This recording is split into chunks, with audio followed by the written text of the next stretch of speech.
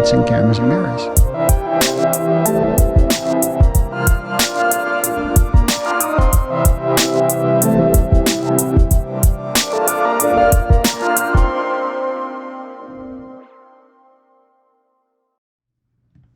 Hey, it's your boy, Auteur Deluxe. Today, we're getting towards the beginning of November. We're in the beginning of November, towards the end of the year. I thought, why not do some lists? Why not rank some movies? I already did my 5 worst of the year, 5 worst first-time views of the year. Let's go ahead and do my 5 favorite, my 5 best movies I saw this year. Again, I've seen, at the time of this recording, about 334 movies this year. That's a fucking lot. It's been a weird year. It's been a long year. It's safe to say it's been a long year. And I've watched way more movies than I normally do. I normally do between like 60 and 80, maybe 60 and 100. 110 would be a lot on a year, a normal year. So 334 is a lot. So about 50 of those were rewatches, and then the 290 plus 285, 90, I'm bad at math, I'll be honest. Those are all movies I had never seen before, brand spanking new to me. So out of those, let's go over it. What are my 5 favorites? Number 5 is Cries and Whispers from 1972, the Ingmar Bergman movie. This was the first Bergman movie I had ever watched, and I watched a handful this year. I think I watched 5 or 6. I know Persona should have this spot. I know Persona should be on this list. Persona is arguably a better movie. It's trailblazing, it's rule breaking, it's boundary breaking, it's incredible. The way it looks, the images, the way it's total disregard for rules, the way it is like a psychological thriller way the fuck back in the day, and kind of paved the way for every movie I liked when I was 15 and a lot of movies I like now. Persona should have this spot. But as you're going to find out through this list, emotion does a lot for me when I'm watching movies and when I'm deciding my favorite movies and movies that impact me. Movies that are emotional and grab me by the heart, make the old throat get tight there and maybe shed a tear or two. Those movies are always going to be bigger in my mind and more impactful to me. Emotion goes a long way for me, and Cries and Whispers has that. Cries and Whispers is a tour de force of emotion, and when I first saw it, I was not ready for it. It is a story following 3 sisters and one of the sisters' caretakers, as one of the sisters is in her deathbed dying of cancer. The color palette is amazing, the performances are great, the set design is great, the costumes are great. Like, everything you could want out of a movie is it looks like a work of art. It's kind of like Barry Lyndon, where every shot looks like a painting that would be hung up in a very old house. The movie's heartbreaking. It is just ripe with ideas of loneliness, of family, of regret, death, grief, isolation. It's haunting. It's a very haunting movie. This movie makes me very uncomfortable. Give me horror movies, slashers, anything like that all day. Give me people getting killed all day. I don't really care. But you give me a relatively realistic portrayal of someone dying and in their deathbed. That's going to make me uncomfortable. That's going to give me the heebie-jeebies. I don't remember if I've already said this on the channel, but the episode where John Goodman dies on Roseanne back in the day, that affected me as a kid. To see a coffin on a sitcom, no, that still affects me to this day. It's too real. You don't want to think about death when you're in the sitcom world. So same thing here. Actual death makes me very uncomfortable. I hesitate to rewatch this movie, but it is very impactful. I think about it a lot. I think about it probably every other day since I've seen it. It pops up in my head. Some image from it or some thought from that movie pops up in my head constantly. So that's why it's number 5. And this was the first one. Obviously, it's there with Persona, but this was the first Bergman I saw. So it has the whole, like, if you want to go deep into, like, psychoanalysis and all those kind of things, it's there. The psychology, you feel like it's a shrink making a movie.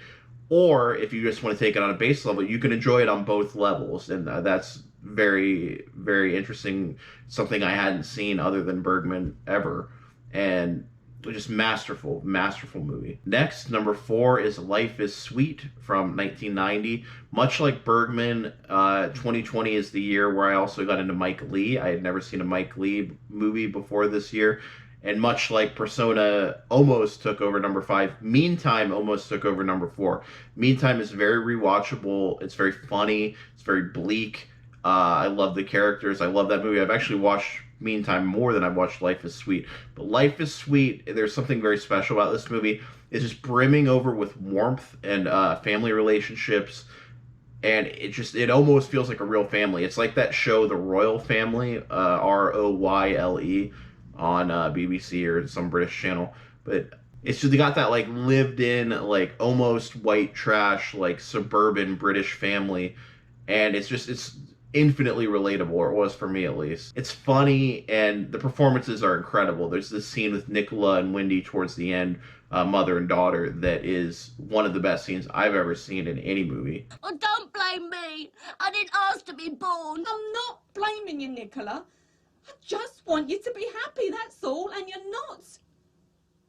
I won't care what blooming job you did. I won't care how scruffy you looked, as long as you were happy. But you're not. Something inside you's died. You've given up. And if one day I could just walk through that door and you could look at me and you could say, look, Mum, help me, please. I don't know what I'm doing. I don't know where I'm going. And I'd say, great, because now we can be honest with each other. Now we can start talking. But I'm not in a mess. Aren't you? You're giving me a problem when I haven't got one. Right. Number 3 is Breaking the Waves from 1996. This is a life-affirming movie as only Lars von Trier could make. It is beautifully shot. It's very brown, very dark. It's almost got a home movie aesthetic. The performances by both leads, Stellan Skarsgård and Emily Watson, are both... I mean, I haven't seen enough Emily Watson movies, but I know for Stellan Skarsgård, at least out of what I've seen, fucking career-defining, amazing performance. And they're both nuanced performances. Like, Emily Watson gives so much in these little glances, and because they're both simple people, there's a lot of, you don't know their intentions, you don't know what they want out of each other, but you have to believe at the end of the day there is at least some element of love, and there is something persevering on a love level within this relationship between these two people, and it comes out on the screen. It's just very nuanced performances, very strong performances, very sad movie. This movie will leave you crushed. It'll ruin your week. But like I said, at the same time, it is in its own way sort of life-affirming. This is one I had put off for at least 10 years. I've been wanting to see it. It was kind of hard to find, or from my recollection, it was hard to find a good-looking quality of it. I'm not sure when the Criterion Blu-ray came out, but I have that now, and it's a very good print of the movie.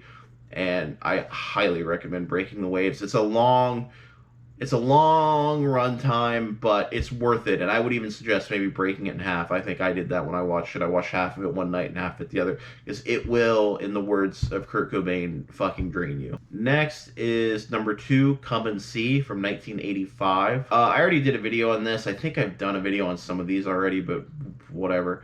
Come and See.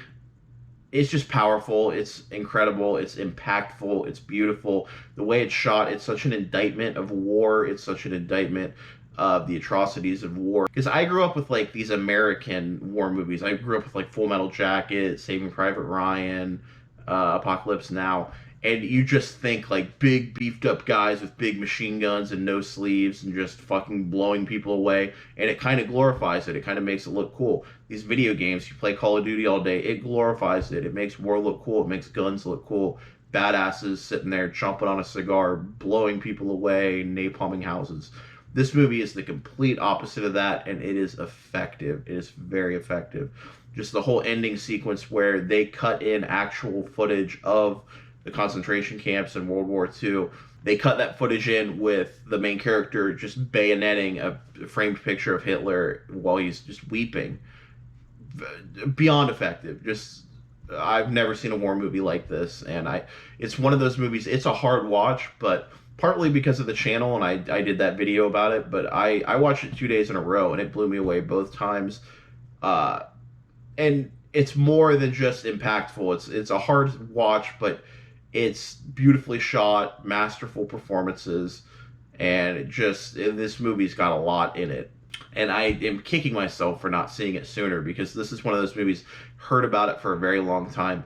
But when I would see the image of the main kid, I was like, God, he's fucking annoying. This is gonna be a stupid movie, or I don't even know what this movie is. Like, why are these like not first person, but why are these like portrait shots of this kid looking into the camera? Like, what is this movie? But that was dumb. That was dumb on my part. Seek out, come and see, and just the title. It's come and see. You think war is like maybe not the worst thing ever? Come and see, and I love it. Everything about it. Number one, Waves, 2019, Trey Edward Schultz.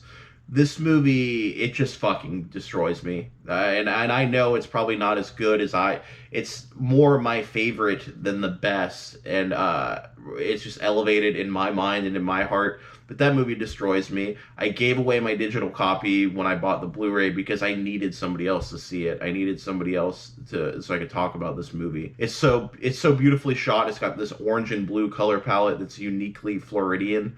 So it's great to see something that is Florida-based. Nothing good ever happens from or in Florida. And this is just such a good movie to go into cold, so I can't really go into the plot. I refuse to go into the plot. Just go see it. And the music is amazing. The use of music, the way the camera moves. There's this great sequence in the beginning where it's like spinning from inside a car, and it's stressful. There are just so many sequences where the way the camera, where he chooses to place the camera, and a lot of people diss the movie for that reason. They think it's kind of almost like music video. I don't give a shit. Some of my favorite directors directed music videos. Fucking Spike Jonze directed music videos. The guy that did Spun directed music videos. Countless others. Chris Cunningham. I don't give a shit. That doesn't stress me out. Yeah, the music, the way they use the music in the movie, I have no idea how they got the licensing, because they have Kanye West, they have Radiohead, they have Frank Ocean. The one Frank Ocean song that's in the trailer absolutely crushes me now. That song, I can't fucking listen to it. But yeah, this movie, very emotional movie, very powerful movie. I love the way it pans out. I can't really talk about it. Again, this is a movie that I do not want to spoil on any level. Maybe one day I'll do like a super spoilery review of it, but I think I don't even think it's been out for a calendar year. I want to give people an opportunity to see it. I don't like when people put spoilery reviews out of things that just came out like that day. So I encourage you to go see Waves, 2019, Trey Edward Schultz, A24. It's amazing, and let me know. I want to talk about it. I want to talk about it every day. Anyway, those are my top 5 from 2020. Top 5 that I saw for the first time in 2020. I might do a top 5 movies that came out in 2020. Honestly, like I said in the other video, I'm not pressed sitting there worrying about how I'm going to go see Tenet. I'm not going to see Mank. I do not give a fuck about Mank. I'll probably see that in 20 years. So, yeah, there's a lot of movies I'm not that stressed about seeing from 2020. But, I mean, I've seen probably, I think, 30 releases from 2020. So I could do a top 5 of those. And I just might do it. Follow me on social media. Follow me on Letterboxd. Follow me on Facebook, TikTok, Instagram, Twitter. And remember to stay hydrated. Thank you. Have a good day.